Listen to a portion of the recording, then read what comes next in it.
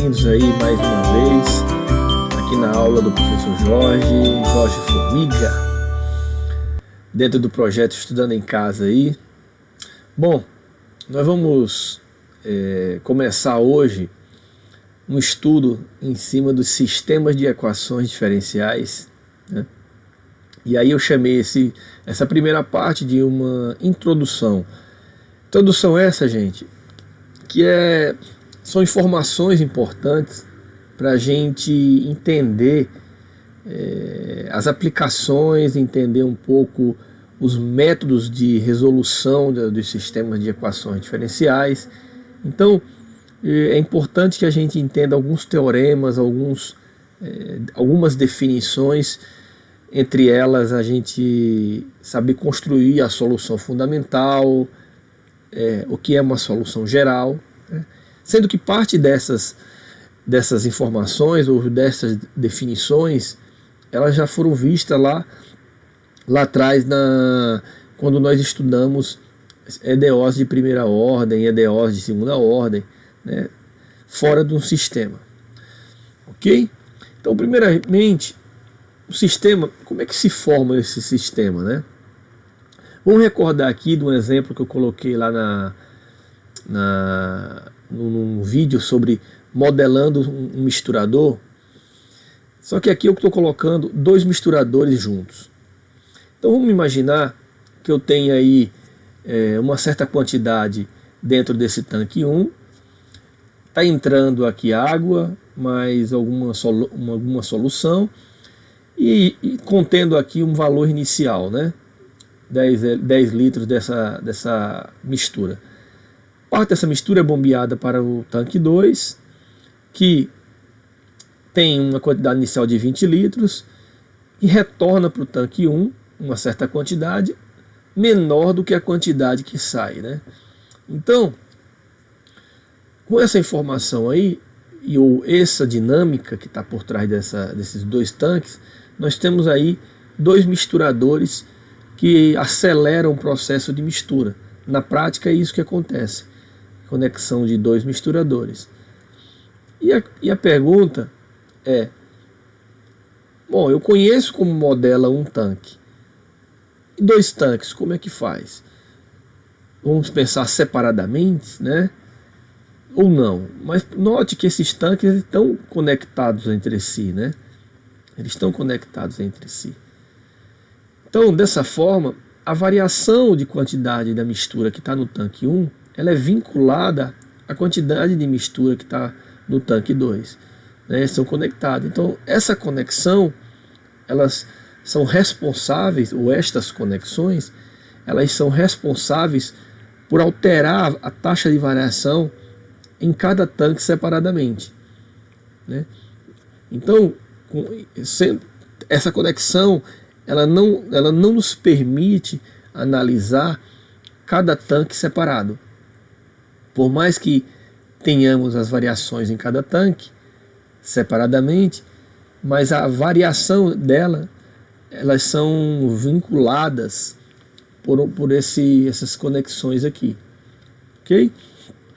Então, só para recordar, a gente sabe que um dos tanques, a construção da dinâmica que ocorre em um tanque depende da razão de sal que entra, ou vamos chamar de sal aqui, né? Ou pegar um caso aplicado, com a quantidade de líquido inicial, a taxa de água que entra e as taxas que saem, né? Então, conhecendo esses dados, a gente já viu na aula lá de modelando o misturador que a taxa de variação dessa quantidade salina aqui dentro depende da taxa de água que entra vezes a razão de sal que entra menos a taxa de saída, né, de sal sobre a quantidade, né, que eu quero descobrir e o volume inicial, desde que aqui RI seja a taxa que entra RI seja igual a R0. Pois bem, então nós construímos essa equação diferencial aí em cima de um tanque. Então, como eu comentei lá atrás, para dois tanques existe essa relação, né, essa conexão aí. Então, eu peguei um exemplo aqui, 3 litros por segundo está de 1 para 2, 1 litro por segundo aqui de 2 para 1. Então, nessas informações aqui, que eu acabei de colocar, nesse tanque, nessa configuração dos dois tanques, é possível construir as duas equações diferenciais que regem essa dinâmica aí. Não se preocupem agora em como construir isso, porque isso eu farei depois em outro momento. Mas é para vocês terem uma ideia da construção do sistema. Então aqui eu vou chamar de x de t, dx dt, a taxa de variação do misturador 1. E dy dt, a taxa de variação do misturador 2. Ou seja, ambos estão variando no tempo de acordo com essas informações que foram construídas com base naquela equação vista lá atrás, né? Então aqui é 2, né? 2 está aqui, até o R, né? Vezes o Q, né? Sobre o volume, ok? Então aqui é R, Q, V, ok? Então aqui R dá 2, quantidade é a se descobrir, né? Então está entrando, é positiva, menos a taxa que sai, a quantidade de onde ele sai, né? Então aqui é x, né? Mais, por que mais? Dentro da variação do tanque 1, mais, porque está entrando também uma taxa, um R aqui de 1, só que a quantidade de onde ele sai vem do y, então é o Q2 aqui, a quantidade 2, né? O y, que eu chamei aqui, ó, sobre o volume do 2. Okay? O volume do 2 aqui, 20 litros. Então aqui dá para juntar, né? Esses dois aqui a gente consegue juntar. Bom, da mesma forma foi pensado aqui em y, né? Taxa de variação de y. Então, tá entrando 3, né? Tá entrando 3 positivo, só que vem do cilindro 1 sobre o volume 1, menos, tá saindo do y, né? Há uma taxa 1 do volume 20, menos aqui, ó, menos, está saindo do cilindro 2, né, sobre o volume 2. Então, montando aí, se juntando, eu tenho esse sisteminha.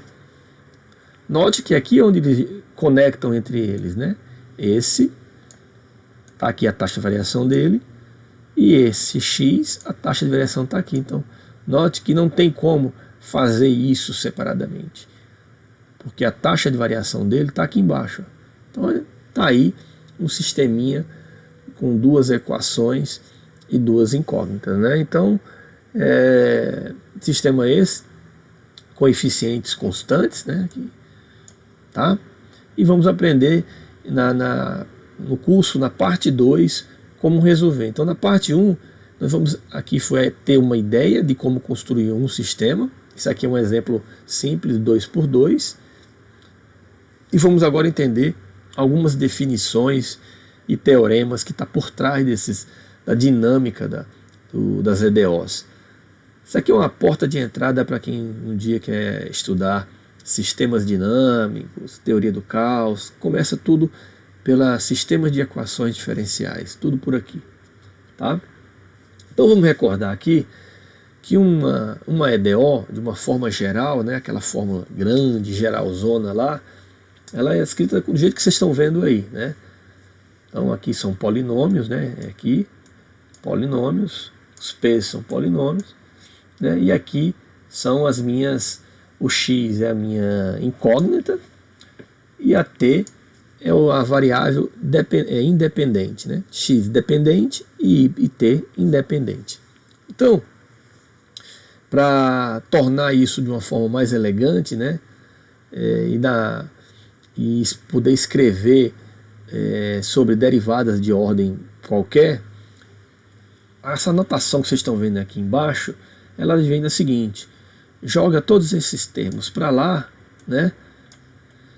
Todos esses termos para cá e deixa só o que está a derivada de ordem superior, é o qual a gente quer integrar ela no futuro, né? E chama ela de uma função qualquer. Essa ideia nós já vimos, né, lá quando estudamos equações diferenciais, né? Joga e divide tudo por Pn, né? Constrói uma nova função aqui, e essa função vocês vão perceber que ela vai depender de t, né? Da variável independente, e da variável x, que está aqui, e das suas derivadas. Tá? Então, isso é uma maneira, uma notação mais elegante de representar uma EDO. Só para a gente recordar. Dessa forma, se ela for uma EDO linear, então a gente sabe que essa grandona, essa equação grandona aqui em cima, a geral, ela se reduz a isso, né? De primeira ordem, né?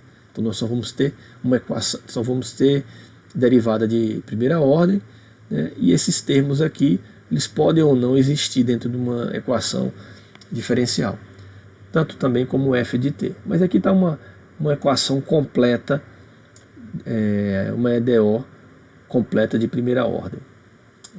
Pois bem, ou melhor, uma equação diferencial, né? Ela pode se tornar ordinária.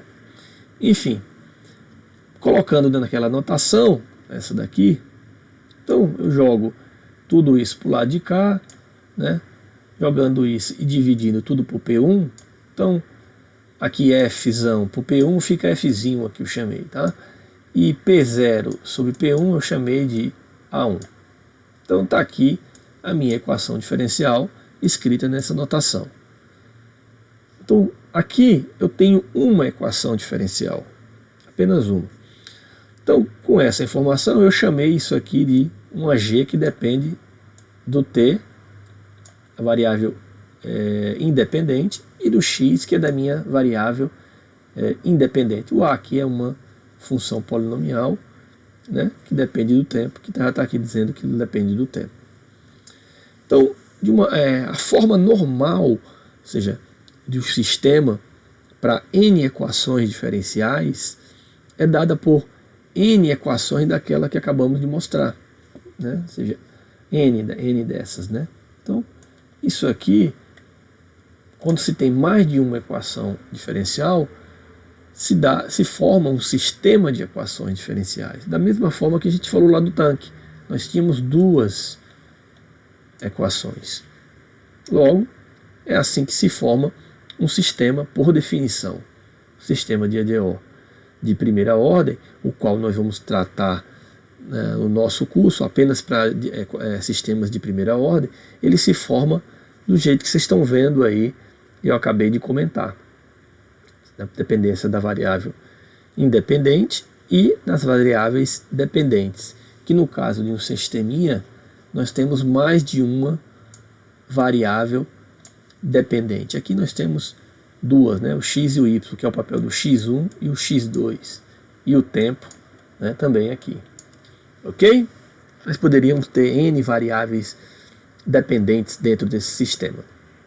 Então, quanto mais tanques aí nós colocarmos, tivermos 4 tanques, provavelmente nós teremos aqui 4 equações diferenciais conectadas por esses tubos, que são as variações que vocês estão vendo dentro das equações. Esses números que estão multiplicados não são multiplicados por acaso, não são as taxas de variações o qual isso ocorre. Pois bem, então está aí a forma geral, né, de se escrever. Então eu estou agora trazendo para cá, né, na mesma notação que vista aqui, nessa, por exemplo, essa daqui, né? Desculpa, essa daqui, né? Então, quando eu tenho mais de uma equação, eu vou escrevê-la dessa forma. Note que os coeficientes agora, que antigamente era A1, eu vou ter A11, A12, A13, e em breve já direi por que escrito dessa forma, né? Os coeficientes da primeira, coeficientes da segunda equação, A21, então, referente à segunda linha, primeira coluna, segunda linha, segunda coluna, né? Segunda linha, enésima coluna, e assim por diante. Aqui são as funções polinomiais que na prática seria uma força extra no sistema, né? Pode ser constante também essa força. Esses xis aqui já vimos que são as variáveis dependentes, né? Que no caso aqui seria o x, o y, o z, o w ou qualquer outra função. E elas estão dispostas aí em forma de elementos matriciais. Comecem a perceber isso em linhas e colunas. Isso é importante, tá? Uma outra importante aqui, uma outra informação fundamental aqui dentro é que se esses f's forem zero, ou seja, iguais a zero, então ela é dita homogênea ou homogênea. É um sistema homogêneo, né? Quando fn for igual a zero. Caso contrário, é não homogêneo.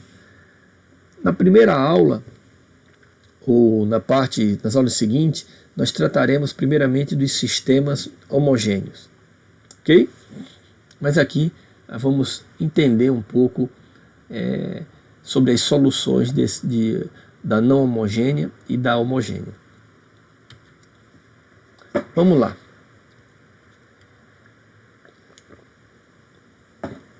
Como eu disse, então o sistema já chegamos até aqui, vimos como é a definição de um sistema. Então, note que quando eu coloquei os elementos desse sistema nessas informações aqui de elementos matriciais, a ideia era essa, que daqui para frente nós vamos começar a trabalhar com sistemas na forma matricial. A importância disso também, o porquê disso, é que até nos modelos matemáticos que são implementados em computadores, eles pedem que a entrada sejam feitas através de elementos matriciais, ou até mesmo com as matrizes. Alguns outros ainda a gente consegue fazer a implementação dos elementos para rodar o modelo em linhas, né, em comandos, sem que eles estejam em matrizes. Matemática, por exemplo, é um software que a gente consegue ainda fazer uma integração de um sistema de equações sem que ele esteja na forma matricial. O MATLAB já pede na forma matricial, tá? E até melhor. Então vamos lá. Um sistema como esse aqui, a gente pode separar numa forma matricial. De que forma? Primeiro aqui, a matriz é a matriz onde se estão as derivadas, né? Os diferenciais, o qual nós queremos integrar. Aqui tem 3 pontinhos de reticência, tá? Aqui, aqui e aqui. Tá? Da mesma forma aqui também. A outra matriz, essa daqui, é a matriz A. Matriz A, aqui é uma matriz vetor, tá bom? Pode escrever em negrito, ou com essa setinha em cima aqui, ó. Então é a matriz das derivadas. Essa é a matriz A. Aqui está a matriz dos, que eu vou chamar de x, que também é um vetor, que é a matriz dos termos dependentes. Aqui o papel do y, do x, do y, do z, reticências aqui, né? Aqui também reticências, tá? Então, esqueci de colocar aqui, tem o reticências, porque é uma matriz de ordem n por n, que são esses elementos aqui. Tá bom? Eu me absteve de colocar o T aqui para não deixar tão longa essa matriz. E por último, mais a matriz desses termos aqui, que são as funções polinomiais, que, como eu disse lá atrás, faz o papel da força externa, da energia a mais colocada no sistema, né? Então, como eu disse, se esses f forem zero, então nosso sistema é homogêneo e ele é escrito apenas dessa forma, que está aqui, ó. Bom, homogêneo vai até aqui, não homogêneo é tudo isso. Então, é assim que nós vamos chamar nossos sistemas daqui para frente. Lembrando que A podem ser apenas os coeficientes constantes de uma matriz, que no caso do misturador são constantes, né? Então, vou pegar um exemplo 1 aqui. Note que essa matriz aí é uma matriz de coeficientes constantes, de primeira ordem, né? Que é a derivada de primeira ordem. Linear, né? Só termos lineares aqui. Então aqui tem 1, aqui tem 1, e aqui tem 1, e aqui é 4. O que é importante lembrar é que a primeira coluna vão os termos correspondentes à primeira variável. A segunda coluna vão termos referentes à segunda variável. Às vezes essa equação está misturada, é importante que você separe tudo na primeira coluna em x, na segunda coluna em x2, na terceira em x3. Né? Então assim, obedecendo à forma matricial, esse sisteminha pode ser representado dessa forma que vocês estão vendo aí. Né? Onde você vai perceber que a matriz F é igual a 0 e a matriz A, essa que você está vendo aí, 1, 1, 4, 1, é uma matriz 2 por 2. Né? Um sistema já maior, esse aqui é um caso não homogêneo, note que temos 3 colunas aqui, desculpa, em x, em y, em z já tá bem organizado, e a parte da função polinomial também está aqui. Pode ou não existir em todas, não necessariamente todas tem que ter. Aqui pode ser 0 nessa, essa pode ser 10, essa aqui pode ser 0, então não importa. Se tiver, a gente pode construir a matriz. Né? Os coeficientes estão aqui, de cada elemento, de x, de y e de z, a matriz dos termos dependentes. Né? E note que aqui, ó, você multiplicar aqui, volta para aquilo. Ó. 6 vezes x mais 6 vezes y, 6y mais 6 vezes z, mais t. Né? Um produto entre duas matrizes, então está em linha aqui, ó, essa primeira equação. Né? Então, y', 8 vezes x mais 8 vezes 7, menos 1 vezes z. Está aqui, mais 10t. E assim por diante. Então, se você fizer aplicar aqui o produto, né, a definição do produto entre matrizes, a gente volta para o sistema inicial. Onde uma outra maneira de representar isso, né, dessa forma. Se colocarmos assim, já entendemos que aqui é a matriz dos termos dependentes. Pois bem, então essa aí é o primeiro exemplo sobre como entender um sistema na forma matricial. Vamos falar um pouco da solução agora, entender um pouco. Então essa matriz, ou essa que está aqui, escrita lá anteriormente, a solução desse sistema, como eu disse, é um vetor, baseado naquele caso anterior, aquele é x, y e z, né? Essa matrizinha aqui. Então, resolver esse sistema significa achar a solução, né? Ou seja, quem é o x, o y e z que satisfaz esse sistema. Esse x, y e z, esses x1, x2, xn, que são funções variando no tempo, né? Então, essas entradas aqui, elas são funções diferenciáveis, porque elas estão aqui, ó. Chama isso aqui sistema 4, tá bom? Sistema 4. Então, é chamado de vetor solução. Pois bem, esse vetor solução, através dele, existem métodos para se resolver, ou buscar, para se resolver um sistema e buscar quem é esse vetor solução. E guarde bem essa informação. Essa solução, o qual nós vamos buscar, ele pode ser dito ou representado como um conjunto de soluções de uma função paramétrica. Não sei se vocês lembram das funções paramétricas lá do curso, se eu não me engano, do curso de cálculo 2, né? Funções paramétricas. Então, um exemplo lá visto de uma funções paramétrica, essa curva é parametrizada, onde isso aqui é x em t, y de t e z de t. Né? Esse vetor, ele sai daqui, na origem 0, a ponta dele, com o tempo, é que vai girando e através dessas coordenadas. Porque aqui tem 3 coordenadas, x, y, z. Então, para cada segundo, esse vetor tem uma ponta aqui e vai se movendo. Né? E aí descreve esse movimento aqui dessa partícula aqui. Então, um conjunto, esse vetor solução é um vetor que podemos interpretar como uma curva parametrizada, né, que ela depende, aqui se você pegar esse vetor aqui, tem um vetor com um espaço tridimensional, ele tem 3 informações, que ele pode estar disposto em coluna ou em linha, como você está vendo aqui. Aqui é um vetor escrito em linha. Isso aqui é um vetor escrito em coluna. Bom, ambos descrevem trajetórias. Ambos descrevem trajetórias.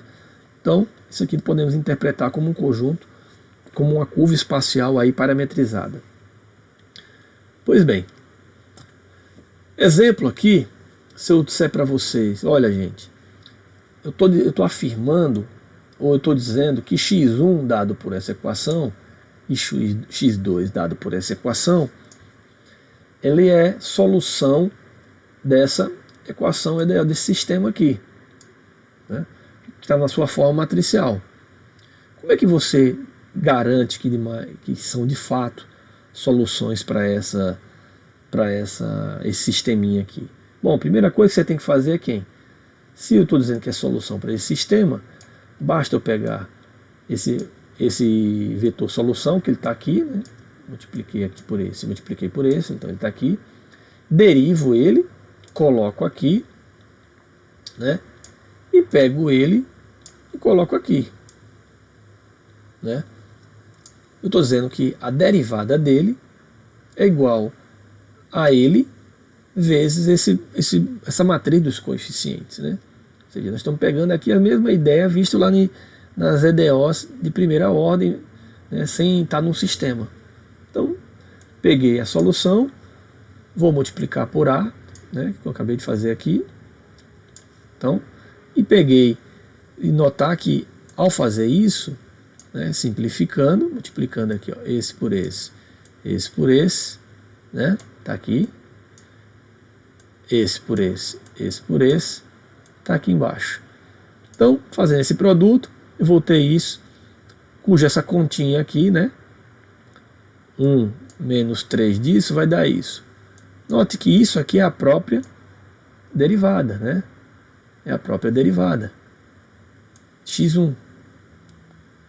Como é que você sabe? Derivando aqui, ó. Eu acabei de falar, pega a derivada dela aqui, ó. Tem o x1 aqui, deriva isso aqui.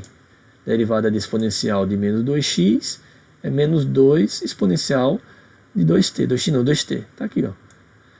E menos exponencial de 2t, tá aqui em cima. Você pode derivar isso e vai verificar que vai dar menos com menos, vai dar mais, então vai ficar mais 2 exponencial de menos 2t. Isso, essa derivada que nós acabamos de detectar, ela é exatamente o produto de A vezes x1. Então, de fato, x1 é a solução. Fazendo a mesma coisa, né, multiplicando A por x2 e pegando a derivada dela que já foi feita aqui, note que também vai ser igual à derivada. Então, conclusão, só queria mostrar para vocês que uma forma de verificar a solução, checar uma solução, é um método já visto lá atrás. Agora, apenas usando propriedades matriciais, né? Então, de fato, esses dois vetores x1 e x2 são vetores soluções do sisteminha ali apresentado aqui, ó. Bom? Outra coisa, o problema de valor inicial visto lá nas equações diferenciais segue a mesma ideia.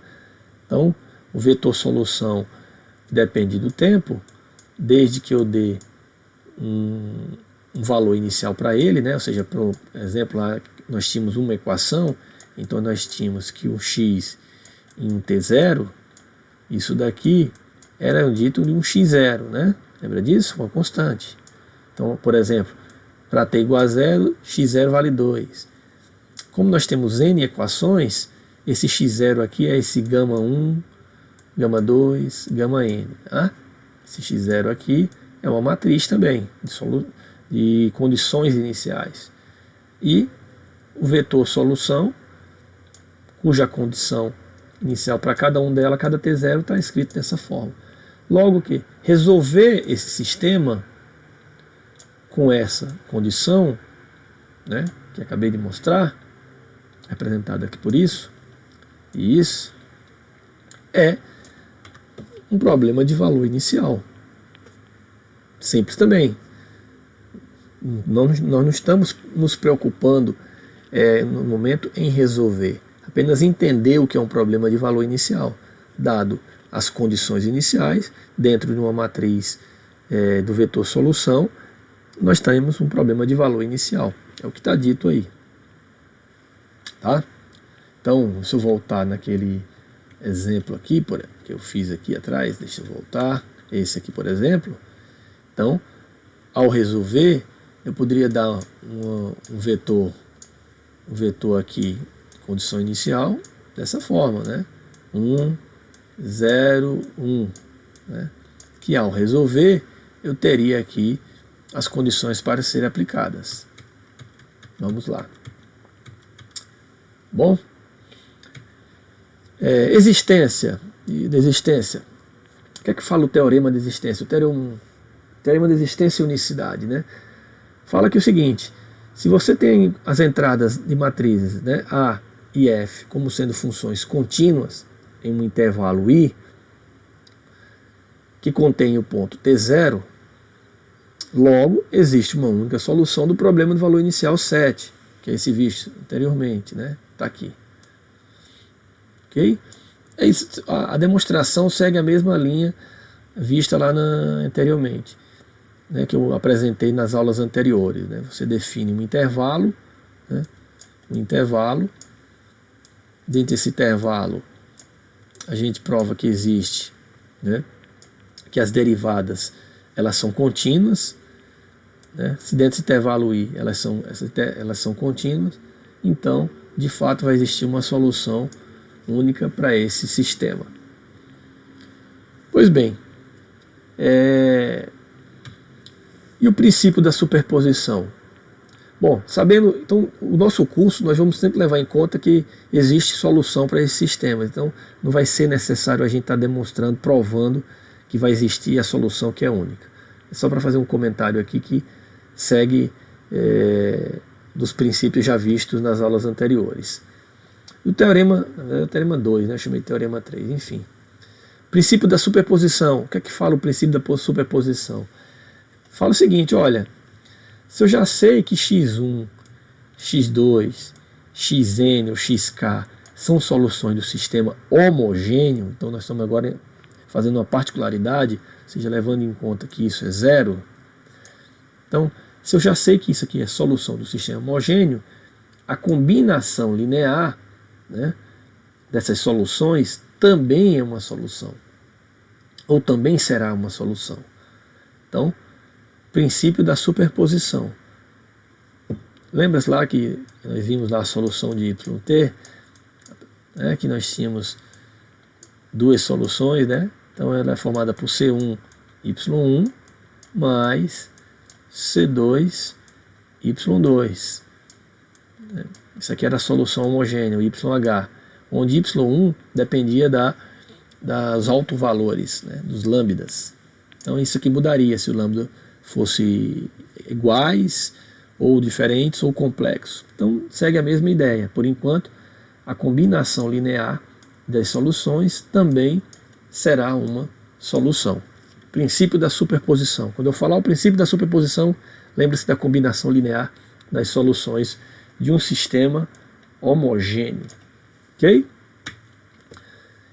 O teorema 3, que é um múltiplo constante de qualquer vetor solução de um sistema homogêneo, das equações diferenciais de primeira ordem lineares também é solução. É o que eu acabei de comentar aí. Pois bem, exemplo, né, que eu acabei de mostrar anteriormente. Já provamos que é solução, x1 e x2 é solução, logo pelo teorema, multiplicando ele pelo C1 e multiplicando a solução 2 pelo 1C2, com constantes de integração, também teremos uma solução que eu posso chamar de solução geral, porque nós temos essas duas soluções aí e elas são linearmente independentes. Vou mostrar mais adiante que existe maneira de provarmos que são soluções linearmente independentes, ou seja, são LIs, uma não é múltiplo da outra, tá? Então vamos lá. Como eu disse, eu afirmei, porque eu sei que isso são soluções LIs, mas tem como provar, né? Ou melhor, vou provar mais adiante. Então, só para recordar, o que são soluções linearmente dependentes e soluções linearmente independentes.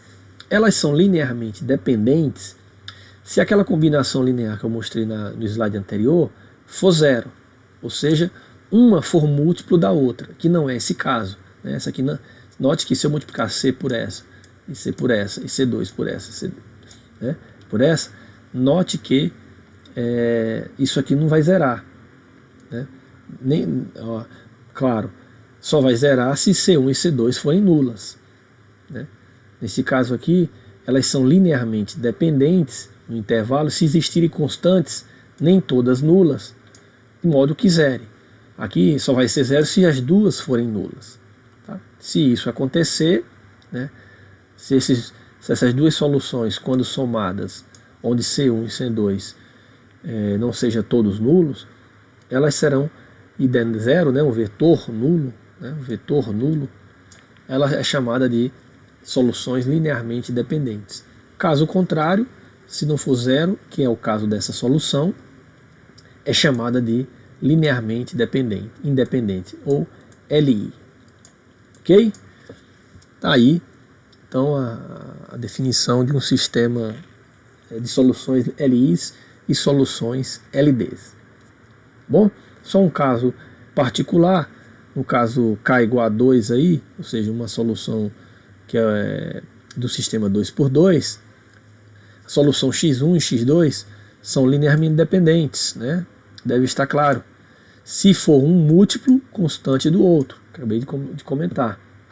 Lá, aqui, se um for múltiplo do outro, isso aqui vai se anular. Ok? Então são linearmente dependentes. Pois bem, como é que eu posso provar ou detectar que essas soluções elas não são linearmente dependentes? Através do Rosquiano, né? Rosquiano.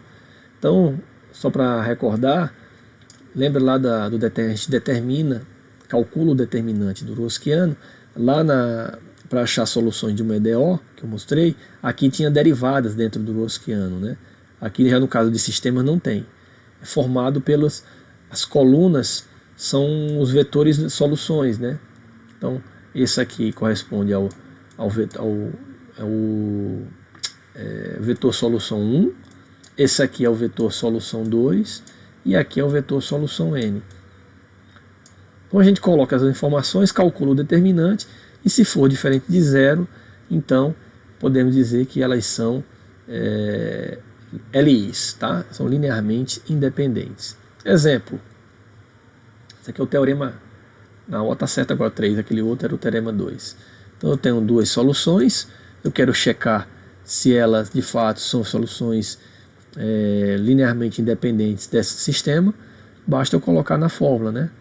Então multiplico aqui esse por esse, coloco aqui na primeira coluna, que é do x1, esse por esse. Então tenho uma matriz solução 2, cálculo determinante, esse vezes esse, menos esse vezes esse, eu tenho isso daqui, que é diferente de zero, porque essa exponencial nunca vai ser zero. Logo, essas duas soluções são soluções linearmente independentes desse sistema aqui.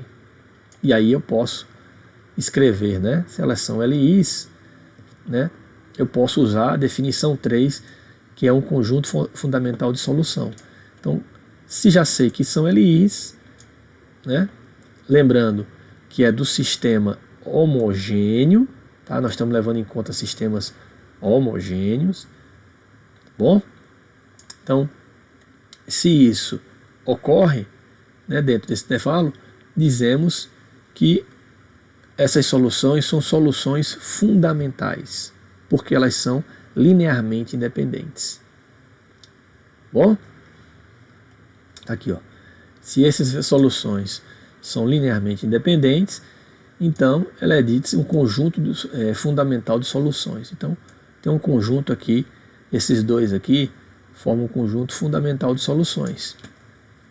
E além de saber que elas são LIs, já vou adiantar, basta que eu some, né, e multiplique por uma constante, C1, x1 mais C2, x2, eu consigo encontrar a solução geral do meu sistema homogêneo.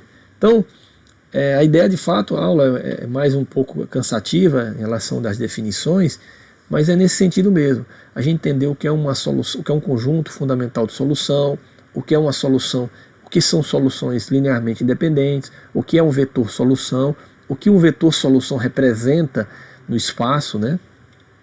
A ideia da aula de hoje era isso.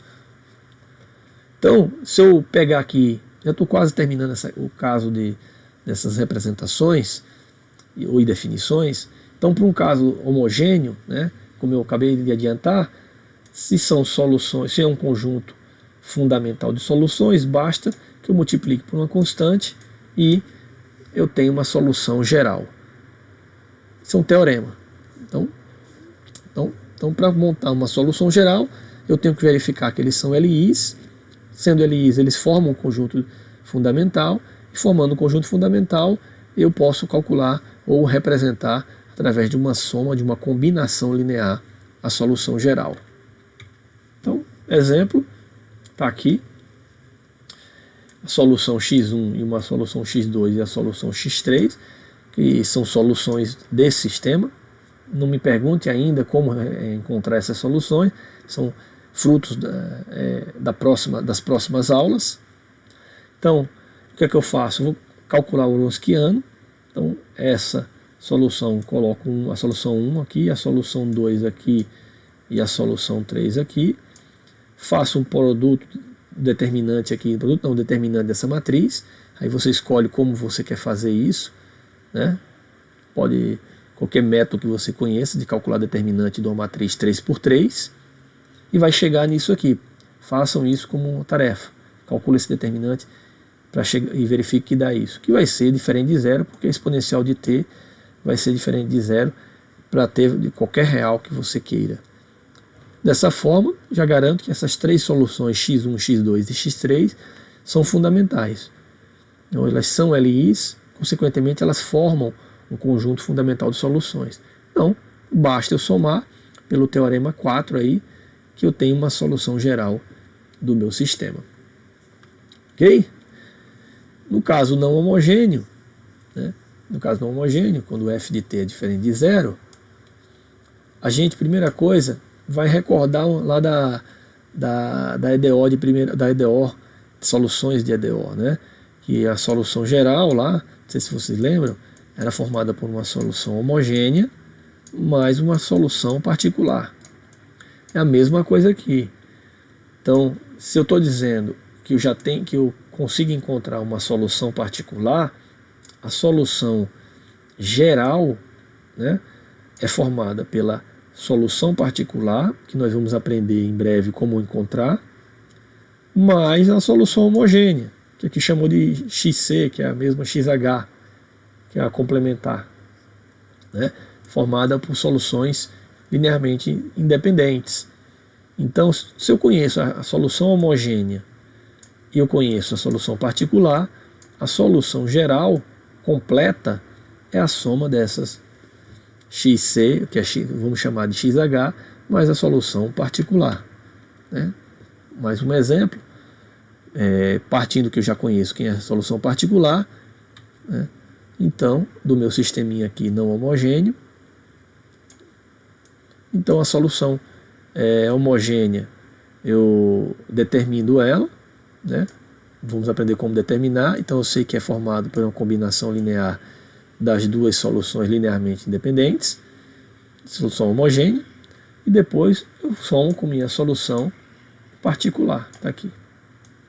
Então é assim que fica uma solução de um sistema de ordem não homogêneo, que você também pode escrever, voltar para aquela forma de EDOs aqui, né? Ou seja, multiplica aqui esse vezes, então fica x', aqui x' não, aqui já é a solução, então x de t é igual, né, a C1 exponencial de menos 2t, C1 exponencial de menos 2t, né, mais C2 vezes 3, então fica mais 3C2 exponencial de 6t, né, 6t, tá aqui, mais esse termo todo aqui. Então eu escrevi a outra vai ser escrito um YT aqui, né? E vai ficar esse vezes esse, mais esse vezes esse, mais esse termo aqui. Se eu escrever dessa forma, eu separo, saio da forma matricial e volto para a forma das equações escritas separadamente, né? Por que fazer isso? A gente pode, é uma maneira de interpretar também o sistema, cada solução separadamente. Mas se não pedir, se não for necessário, pode deixar na forma matricial mesmo. Ok? Tá aí que eu acabei de comentar. Bom? Pois bem, gente. Foi isso que eu trouxe para vocês na aula de hoje, né? Fiz um apanhado aí de teoremas e de notações, de como a gente vai observar nos livros alguns nomes que vão surgir, solução fundamental, sistemas LIs, conjunto de vetores. Então, e a ideia foi trazer isso para vocês. Isso estando bem claro, a partir de agora nós vamos aprender como resolver um sistema. Bom, mas é importante que ainda vou falar numa aula seguinte que uma equação, uma EDO, ela pode ser quebrada em sistemas de equações diferenciais. E aí você pode aplicar métodos para resolver isso daí. Mostrarei nas aulas seguintes. Um grande abraço para vocês, bons estudos e até a próxima, gente.